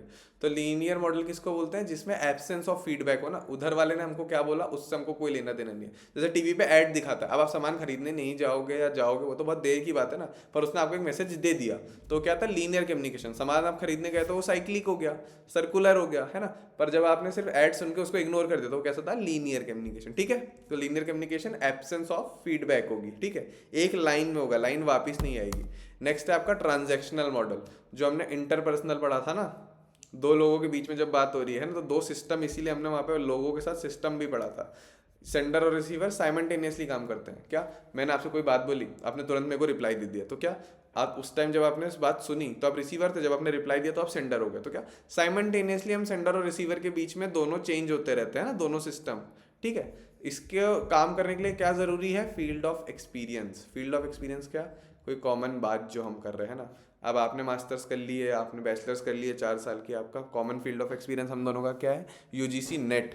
हमको पता है कि हमको इसके लिए पढ़ना है पर्टिकुलर टॉपिक जिसको भी हम बात कर रहे हैं, ठीक है। तो हमारा क्या है, common field of experience. Field of experience common होगा जितना ज़्यादा फील्ड ऑफ एक्सपीरियंस ओवरलैप करेगा। अब आपने मास्टर्स कर लिए, मैंने पीएचडी की है, हम लोग दोनों आपस में बात करेंगे। अब आपने पीएचडी की तो हमारे पास और ज़्यादा बातें होंगी ना, हाँ किस कॉलेज से की, क्या टॉपिक है आपका, अब हमारा टॉपिक भी सेम निकल जाता है तो और ज़्यादा बातें होंगी हमारे पास करने के लिए, है ना। तो इस तरीके से जितना ज़्यादा फील्ड ऑफ एक्सपीरियंस ओवरलैप करेगा, तो फील्ड ऑफ एक्सपीरियंस क्या, जो भी चीज़ें आपने सीखी हैं, पढ़ी हैं जीवन में, वो, और वो जितनी ज़्यादा ओवरलैप करेंगी, आप उतनी ज़्यादा बातें, उतना ज़्यादा रिलेशनशिप स्ट्रॉन्ग कर सकते हैं अपना, ठीक है। तो मॉडल समझ में आया, ये सेंडर है, आप रिसीवर आपका एक सिस्टम है, ये दूसरा सिस्टम है, दोनों के बीच में बातचीत चल रही है। ये आपका चैनल है, चैनल के थ्रू आपका मैसेज जा रहा है ना। और उसके जो नॉइज़ बनी हुई है, अब कोई अनवांटेड बात है, मैं आपसे कोई बात कर रहा हूँ और पीछे से मम्मी आपको आवाज़ लगा दे, है ना, या क्लासरूम में आप पढ़ा रहे हो, बाहर से कोई चेयर खींचता हुआ ले जाए, क्या अनवांटेड नॉइज़, हम चाहते नहीं थे वो आए पर आ गई है, तो उससे क्या डिस्ट्रैक्शन हुआ, हमारा प्रोसेस ऑफ कम्युनिकेशन ब्रेक होता है, तो उसको हम क्या बोलते हैं, नॉइस, ठीक है।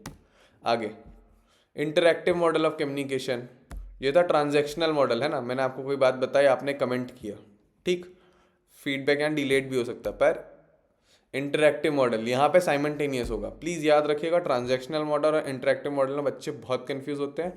ट्रांजैक्शनल मॉडल में फीडबैक आपका डिलेड भी हो सकता है ना, फीडबैक, माफ़ कीजिएगा मैं ट्रैक पैड से लिख रहा हूँ तो थोड़ा सा राइटिंग ख़राब है ना। फीडबैक कैसा होगा, डिलेड भी हो सकता है, ज़रूरी नहीं है डिलेड ही हो, पर डिलेड भी हो सकता है। पर इसमें कैसा होगा, इंस्टेंटेनियस होगा, सेंडर और रिसीवर आप साथ में है ना, आपने डिलेड नहीं किया, आपने ईमेल लिया, पढ़ा और तुरंत हाथों हाथ रिप्लाई किया, उसके बाद भी कुछ तो टाइम लगा ना, एसिंक्रोनस है, पर सिंक्रोनस में होगा ये, है ना। तो इंटरैक्टिव मॉडल क्या है आपका, सिंक्रोनस है, ठीक। इसीलिए देखिए यहाँ पे दो मैसेज की लाइन बनी है कि मैसेज एक साथ आ जा रहे हैं, ठीक है। यहाँ पे सिंगल लाइन है, पहले इधर मैसेज आया, फिर समझा गया, डिकोड हुआ, फिर इधर गया, है ना, सॉरी। तो ट्रांजैक्शन हो रहा है, आपने किसी को पैसे दिए, उसने गिने, फिर वो आपको चेंज देता है ना, इस तरीके से याद रखिएगा, थोड़ा सा टाइम जाता है उसमें, पर इंटरैक्टिव इंटरैक्शन कैसा होता है, तुरंत, है ना, आपने कोई बात बोली उसने खट से रिप्लाई दे दिया, ठीक है। अब पहला मॉडल ऑफ कम्युनिकेशन हम पढ़ेंगे एरिस्टोटल का, 300 BC में दिया था इन्होंने, एरिस्टोटल जी ने इनका मॉडल। क्या कहता है ये मॉडल? स्पीकर, स्पीच, ऑडियंस और इफेक्ट, 4 चीज़ें दिख रही हैं हमको। तो स्पीकर कौन है? आपका सेंडर, है ना। अब सब लोगों ने अपने अलग अलग नाम दिए थे सेंडर्स को, तो अब ऐसे मान के चलिए कि स्पीकर क्या है आपका? सेंडर। स्पीच क्या है आपका? मैसेज, ठीक है। फिर उसके देखिए छोटी सी बात, यहाँ पे ओकेजन देखो बहुत छोटा सा लिखा है, पर ये छोटी सी बात ना बड़े बड़े कमाल करती है, तो इसको बहुत ज़्यादा ध्यान रखना है हमको। कई बार लोग एरिस्टोटल का मॉडल पढ़ते हैं तो ओकेजन को छोड़ देते हैं, पर हमको नहीं छोड़ना है, ठीक है। तो स्पीकर ने, सेंडर ने एक मैसेज बनाया, वो किसके तक पहुंचा? ऑडियंस, रिसीवर तक पहुंचा। अब उसका क्या इफेक्ट आया? जो फीडबैक था ना, अब इसको अगर ये फीडबैक लिख देते कि उसका इफेक्ट किस पे दिख रहा है? स्पीकर पे, तो इनका लीनियर मॉडल, वो क्या सर्कुलर मॉडल हो जाता है या ट्रांजैक्शनल मॉडल हो जाता है। पर इनने क्या बोला? उसका इफेक्ट ऑडियंस पे ही हो रहा है, ऑडियंस में क्या चेंज आ रहा है। ये कैसा मॉडल था? पब्लिक स्पीकिंग का मॉडल था। कि जैसे मान लीजिए कोई बाबा जी हुए, है ना, या फिर कोई प्रवचन वाले सर हो, उनने कोई बात बोली, है ना, अच्छी बात बोली, तो उनकी बात क्या हो गई? स्पीच हो गई, ऑडियंस का सुनने वाले हो गए, है ना। और उसका इफेक्ट क्या? उनने वो बात अपने जीवन में उतारी। जैसे उन्होंने बोला कि रोज़ सुबह जल्दी उठना चाहिए या बादाम खाने चाहिए, कुछ भी बात बोली उनने अपने जीवन में उठा ली, तो उसका कुछ इफेक्ट आया। अब बात क्या कहती है? ओकेजन में क्या चेंज आएगा। मैं अपनी क्लासरूम को पढ़ा रहा हूँ मान लो, है ना, अब वही क्लास के 4 बच्चे मुझे किसी क्लब में मिल जाए, अब क्या ओकेजन चेंज हो गया? क्लासरूम एक ओकेजन था, है ना, बच्चे वहाँ पढ़ने आए थे, तो ओकेजन क्या, ध्यान से पढ़ी उनने मेरी बात। पर वही स्पीकर भी सेम है आपका, ऑडियंस भी सेम है आपकी, पर क्या ओकेजन बदल गया। अब वो किसी क्लब में है, डांस कर रहे हैं, वहां जाके मैं उनको लेक्चर पढ़ाने लगूँ तो सुनेंगे क्या? स्पीच भी सेम रहेगी पर इफेक्ट बदल जाएगा। तो क्या ओकेजन के बदलने से ऑडियंस, स्पीच और स्पीकर सब सेम रहे, पर क्या उसका इफेक्ट बदल गया। तो इसीलिए हम क्या देखते हैं? स्पीकर जो है, स्पीच किसके बेस पे बनाएगा? ओकेजन के बेस पे। स्पीच कैसी बनेगी? अब मेरे को क्या फर्स्ट क्लास के बच्चों को पढ़ाना है तो मैं अलग तरीके से बनाऊंगा, मेरे को मास्टर्स और पीएचडी के बच्चे हो आप लोग, आपको पढ़ाना तो अलग तरीके से बात कर रहा हूँ, है ना।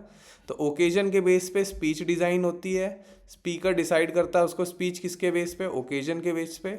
और ऑडियंस कैसी होगी? क्लब में मेरे को अलग तरीके के लोग मिलेंगे, क्लासरूम में अलग तरीके के लोग मिलेंगे ना, सेम लोग मिलेंगे तो इफेक्ट बदल रहा है, पर लोग भी अलग अलग तरीके के मिलते हैं ना, तो इफेक्ट तो ऑब्वियसली उसके बाद भी अलग होगा, ठीक है। तो ओकेजन की वजह से ऑडियंस भी बदल सकती है, स्पीच भी बदल सकती है, स्पीकर भी बदल सकता है, इफेक्ट भी बदल सकता है। तो सब में क्या कॉमन पॉइंट है इफेक्टिव कम्युनिकेशन के लिए? बोला ओकेजन को। अगर आपने ओकेजन के हिसाब से अपनी बात या समझ ली तो आपका क्या हो जाएगा? इफेक्टिव हो जाएगा कम्युनिकेशन, ठीक है। तो लीनियर मॉडल समझ में आया? पब्लिक स्पीकर है कोई, है ना, तो पर्टिकुलर ओकेजन के हिसाब से बात करेगा। सत्संग है तो उस तरीके से बात करेगा, क्रिकेट मैच है तो उस तरीके से बात करेगा, है ना। जब बहुत ज़्यादा लोगों से आप बात कर रहे हैं तो क्या ग्रुप कम्युनिकेशन करना है, एक कॉमन गोल के लिए अगर इकट्ठे होंगे तो समझा पाएंगे। तो हेट्रोजीनियस ऑडियंस है आपकी, सब अलग अलग लोग हैं, पर क्या आपको उनको कोई सामान बेचना है तो आप क्या देखो कि सबकी क्या दिक्कत है, ज़्यादा से ज़्यादा मेजोरिटी की जो दिक्कत देखते हैं ना, वो है आपका ओकेजन, ठीक है। तो मेजोरिटी जिससे भी इंक्लूड करे वो आपका ओकेजन हो जाएगा, ठीक। तो समझ में आया हमको? स्पीकर स्पीच देता है ऑडियंस को और उसका इफेक्ट क्या होता है, ये सब किस पे डिपेंड करेगा कि ओकेजन क्या था, ठीक है। ओकेजन से अलाइन होगा तो पॉजिटिव इफेक्ट आएंगे, ओकेजन के विपरीत होगा, है ना, तो नेगेटिव इफेक्ट आएंगे। इस तरीके से याद रखिए, ठीक है। नेक्स्ट है आपका हेरोल्ड लॉसवेल का मॉडल, ये आया था 1947 में, ठीक है। ये मॉडल क्या बोलता है? 5W 1H, 5W 1H, है ना। 5W 1H क्या होता है? हु, वॉट, इनने क्या कहा था? Who said what to whom, in which channel with what effect. अब किसने क्या कहा, किस चैनल में किससे, और उसका इफेक्ट क्या हुआ, है ना। जो हमारा सिंपल कम्युनिकेशन का मॉडल था ना, सेंडर, उसके बाद मैसेज, फिर चैनल, रिसीवर और फीडबैक, है ना, वैसे ही सेम कंपोनेंट है, पर क्या इनने उनको अलग वर्ड्स में बदल दिया। हु मतलब सेंडर, कौन बोल रहा है बात को, है ना। अब ये रिसीवर के पर्सपेक्टिव से, सारे मॉडल हम क्या थर्ड पर्सन के पर्सपेक्टिव से बनाते हैं कि एक सेंडर एक रिसीवर है, इनने क्या रिसीवर के ही पर्सपेक्टिव से बना दिया, सेकंड पर्सन में ही बन गया आपका। तो इसलिए ये मॉडल पढ़ा जाता है। क्या? किसने कोई बात बोली, रिटर्न कम्युनिकेशन में इसको बहुत ध्यान दिया जाता है। तो किसी ने कोई बात बोली, है ना, तो किसने बात बोली? वो। उसके बाद क्या बात बोली? वो। किस चैनल में बोली, मतलब क्या ओकेजन या क्या मीडियम था, है ना, किसके किस तरीके से बोली, है ना। कि जैसे आपको किसी को मैसेज देना है ना, अपने लेटर में लिखा कि सर मेरी उनसे बात हुई थी, उन्होंने बताया। तो जैसे आपके बॉस को आपको बताना है कि किसी का फ़ोन आया था, तो आप उनको लिख के दोगे ईमेल में, तो क्या बोलोगे आप? हमको किसी कंपनी वाले का फ़ोन आया था, तो वो आपके हु हो गए, क्या बोला उनने कि सर हमारा ऑर्डर पूरा हो गया है, ठीक है। किस चैनल से सर? फोन आया था, है ना, फोन के थ्रू उनने जानकारी दी। किसके तक पहुंचानी थी सर? आपके तक, सीईओ तक पहुंचानी थी। उसके बाद व्हाट इफेक्ट, अब सीईओ ने उसका क्या रिप्लाई दिया कि तुमने जल्दी बता दिया, लेट बता दिया, हंसा, गुस्सा हुआ, जो भी बात हुई ना, उसका इफेक्ट क्या है, फीडबैक जो है आपका वो, ठीक है। तो याद रहेगा। नेक्स्ट आपका शैनन और वीवर का मॉडल, ये सबसे बेसिक मॉडल ऑफ कम्युनिकेशन होता है। इसको हम क्या भी बोलते हैं? मैथमेटिकल मॉडल ऑफ कम्युनिकेशन भी बोलते हैं। शैनन और वीवर ने 1949 में मॉडल दिया था। शैनन और वीवर दो इंजीनियर्स थे, ठीक है। इन्होंने क्या बोला था, एक आपका होता है सेंडर, वो मैसेज को क्या करेगा, एनकोड करेगा, ठीक है। चैनल के थ्रू जाएगा वो मैसेज, फिर वो डिकोड होगा और फिर रिसीवर उसको रिसीव करेगा। तो सेंडर मतलब मैसेज भेजने वाला। अब एनकोडिंग क्या होती है? एनकोडिंग एक फॉर्मेट से दूसरे फॉर्मेट में चेंज करना। अगर आप लोग साइंस वाले तो हमने एफएम और एएम सुना होगा ना, फ्रीक्वेंसी मॉड्यूलेशन, वो क्या थी, एक तरह की एनकोडिंग थी। तो जैसे मान लीजिए मेरी बात है, अब मैंने माइक के थ्रू बोली ना, ज़्यादा लोगों तक पहुंचानी है, मास कम्युनिकेशन की बात है, तो क्या माइक ने क्या उसको इलेक्ट्रिकल फॉर्मेट में, जो एनर्जी थी, काइनेटिक एनर्जी थी, उसको इलेक्ट्रिकल फॉर्मेट में चेंज किया और फिर उसको आगे भेजा चैनल के थ्रू। तो क्या, अब इलेक्ट्रिसिटी चैनल क्या है, यहाँ पे वायर हो गया। उसके बाद डीकोड क्या हुआ, स्पीकर ने उसको वापस वेव फॉर्मेट में चेंज किया और फिर रिसीवेंट ने अपने कान से सुना और उसको समझ लिया, ठीक है। तो डीकोड, तो जब इनकोड मतलब एक फॉर्मेट में आप उसको चेंज करते हो, और डीकोड जब वो वापस ओरिजिनल फॉर्मेट में रिट्रीव होता है, ठीक है। तो एनकोड मतलब फॉर्मेट चेंज करना और फॉर्मेट को वापस रिस्टोर करना इज डीकोडिंग, ठीक है। याद रहेगा, नॉइस आपकी अनवांटेड जो भी बातें होती हैं वो आपकी नॉइस हो गई, ठीक है। और ये आपका फीडबैक है, जब आपका मैसेज कंप्लीट हो जाएगा तो आपको क्या देगा रिसीवर, फीडबैक, ठीक है। तो ये याद रहेगा, 5 कंपोनेंट याद रहेंगे। सेंडर जो मैसेज भेज रहा है, रिसीवर जिसको मैसेज मिल रहा है, एनकोडिंग सूटेबल फॉर्मेट में मैसेज को चेंज करना ना, मैथमेटिकल मॉडल था, मीडिएटेड होता है इलेक्ट्रिकल फॉर्मेट में, डिजिटल फॉर्मेट में फोटो चेंज होती है ना, मैसेज चेंज होता है आपका, है ना, बाइनरी नंबर में चेंज हो, डिजिटल में चेंज हो, सी प्लस में, किसी में भी चेंज हो, वो आपकी बात है, ठीक। तो सेंडर मैसेज भेजने वाला, एनकोडिंग सूटेबल ट्रांसमिशन फॉर्मेट में चेंज होना, उसके बाद चैनल जिसके थ्रू मैसेज जा रहा है, डिकोडिंग वापस ओरिजिनल ह्यूमन अंडरस्टैंडिंग फॉर्मेट में चेंज होना, और उसके बाद रिसीवर जिसको मैसेज मिला।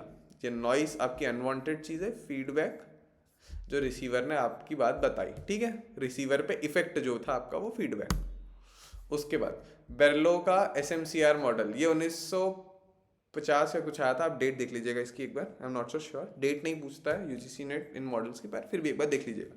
तो क्या इनका कहना है, सोर्स है ना, सेंडर आपका, तो सेंडर और रिसीवर हमने क्या पढ़ा था, फील्ड ऑफ एक्सपीरियंस सेम होना चाहिए। तो फील्ड ऑफ एक्सपीरियंस में क्या क्या चीज़ें आती है, कम्युनिकेशन स्किल, ठीक है। आपकी कम्युनिकेशन स्किल का लेवल क्या है, मेरा लेवल क्या है, आपको मेरे को हिंदी, इंग्लिश, चाइनीज सारी लैंग्वेजेस अगर आती हो तो हम लोग का क्या बहुत हाई लेवल है, हम लोग कितनी भी डिटेल बात कर सकते हैं, कितने भी बड़े बड़े वर्ड यूज़ करेंगे हम समझ जाएंगे। पर क्या किसी को थोड़ी कमज़ोर हिंदी आती है ना, वो बिगनर लेवल पे भी हिंदी सीख रहा है, वो नया नया आया है आपके हिंदी भाषी राज में, तो क्या मैं उससे बहुत बड़े बड़े आइशूरता, विनम्र, ऐसे भारी भारी वर्ड बोलने लगूंगा तो उसको समझ नहीं आएगा। क्या उसके लिए मैं सिंपलर वर्ड यूज़ करूँगा। तो कम्युनिकेशन स्किल का लेवल सेम होना चाहिए, है ना। उसके बाद एटीट्यूड सेम होना चाहिए भाई, हमने ओकेजन में पढ़ा ना कि क्लब में क्या उनका एटीट्यूड चेंज अलग होगा ऑडियंस का, पर क्या क्लासरूम में हमारा एटीट्यूड अलाइन था, ठीक है। तो एटीट्यूड्स अलाइन होने चाहिए, मैं पढ़ा रहा हूँ तो आपका सीखने का मन भी होना चाहिए। नॉलेज नॉलेज हमारी सेम होनी चाहिए, ठीक है। आप अगर आप कम्युनिकेशन सीखने आए तो मैं कम्युनिकेशन ही पढ़ाऊँ, ऐसा नहीं है ना कि आप मेरे से पेपर 1 पढ़ने आए और पेपर 2 आपको मास कम्युनिकेशन पढ़ाने बैठ जाऊँ, तो आप नहीं पढ़ोगे ना। पेपर 1 सबके लिए होता है, तो मैं आपको बेसिक लेवल की नॉलेज दे रहा हूँ जो सबके लिए ज़रूरी है, ठीक है। फिर है नेक्स्ट आपका सोशल सिस्टम, किस सोशल सिस्टम में बात कर रहे हो, जो ओकेजन वाली बात हमने की है ना वो।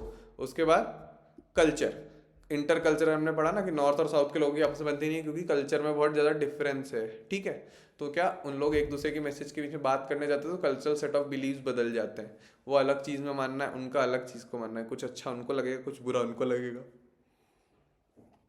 इस तरीके से, ठीक। उसके बाद तो हमारा क्या तो मोटा मोटा अगर आप ये डिटेल्स नहीं भी याद रख जाए, SMCR जी का क्या कहना था कि कम्युनिकेशन स्किल, एटीट्यूड, नॉलेज और social system and culture same होना चाहिए, किसका, सेंडर और रिसीवर का, तभी मैसेज क्या कम्युनिकेशन इफेक्टिव होगा।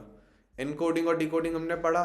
अब मैसेज में क्या होना चाहिए, कंटेंट होना चाहिए, आपका कंटेंट अच्छा होना चाहिए ना, मैसेज में जो भी बात आपने लिखी है अच्छे वर्ड्स, अच्छे चीज़ें यूज़ करके, एलिमेंट्स सही से यूज़ होने चाहिए ना, एक पर्टिकुलर फॉर्मेट में होना चाहिए। ट्रीटमेंट, अब उसमें गलत स्पेलिंग मिस्टेक मत लिखिए, चीज़ें सही रखिए, ठीक है।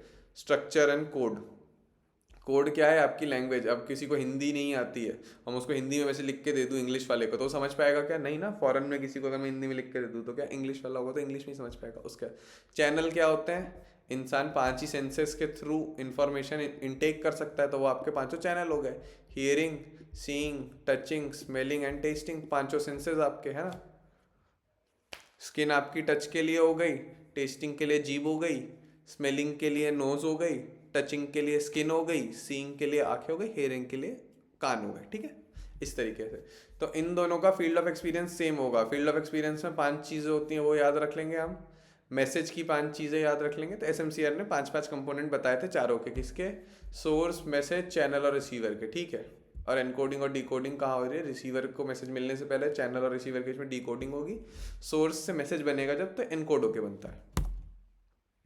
उसके बाद ये लास्ट मॉडल है आपका dance helical model of communication. Dance helical model बहुत ही सिंपल मॉडल है, देखने में आपको कॉम्प्लेक्स लग रहा होगा, बहुत सिंपल सी बात है कि कम्युनिकेशन क्या है? एक एवर इवॉल्विंग प्रोसेस है, हमेशा धीरे धीरे धीरे धीरे बढ़ती जाएगी। छोटा बच्चा अपनी बात कैसे रो के बता रहा है ना, रो रहा है तो मतलब या तो उसको भूख लगी है या कोई नेगेटिव चीज़ हो रही है उसके साथ, हंस रहा है तो खुश है, पेट भरा हुआ है उसका, है ना। इस तरीके से हम मान के चलेंगे। तो क्या बहुत छोटा था बच्चा, अब थोड़ा बड़ा हुआ तो झूठ बोलना सीखा, और बड़े हुए कॉम्प्रोमाइज़ करना सीखा। तो क्या कम्युनिकेशन एवर इवॉल्विंग प्रोसेस है, धीरे धीरे धीरे धीरे धीरे धीरे बढ़ते जाएगी।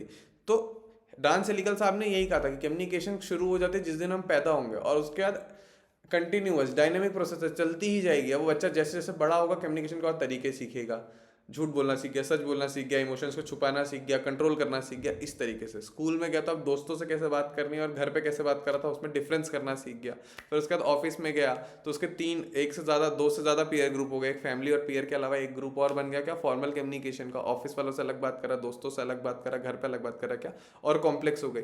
तो इनका कहना सिर्फ इतना सा था कि कम्युनिकेशन एवर इवॉल्विंग प्रोसेस है, और एज के साथ साथ जैसे जैसे हमारी कम्युनिकेशन बढ़ेगी वैसे वैसे कॉम्प्लेक्स होती जाएगी। जितना ज़्यादा हमारा एक पर्टिकुलर रिलेशनशिप में टाइम बीतेगा उतनी ज़्यादा कॉम्प्लेक्स बात हम उसमें कर पाएंगे। इतनी सी बात है बस। ठीक है, तो डांस एलिकल मॉडल सबसे आसान है ना, देखिए सिर्फ इतना सा डायग्राम है छोटू सा, कोई कंपोनेंट कुछ अलग से नहीं याद रखना, बस ऐसे याद रख लेगा। ठीक है। अब बैरियर्स टू कम्युनिकेशन। तो कम्युनिकेशन के क्या क्या बैरियर होते हैं?